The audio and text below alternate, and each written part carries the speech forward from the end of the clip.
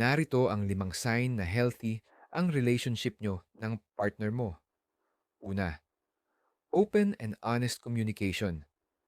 Malaya kayong nagbabahagi ng inyong mga saloobin, nararamdaman, at mga alalahanin nang walang takot sa paghusga o negatibong reaksyon.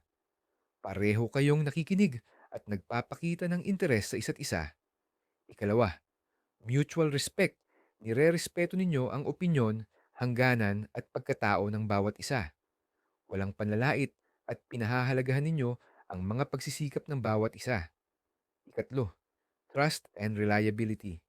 May tiwala kayo sa isa't isa at walang puwang para sa pagdududa. Pareho kayong tumutupad sa mga pangako at ipinapakita ang pagiging consistent sa inyong mga kilos. Ikaapat, support for personal growth.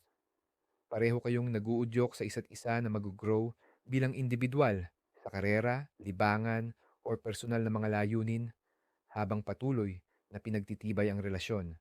At ang panglima, conflict resolution. Ang mga alitan ay inaayos ng may respeto at positibong layunin.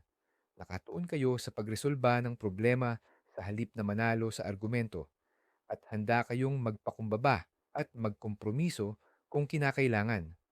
Ang mga ito ay pundasyon ng isang matatag at masayang relasyon. Ikaw, sa tingin mo healthy ba ang relasyon nyo ng partner mo? I-comment mo yan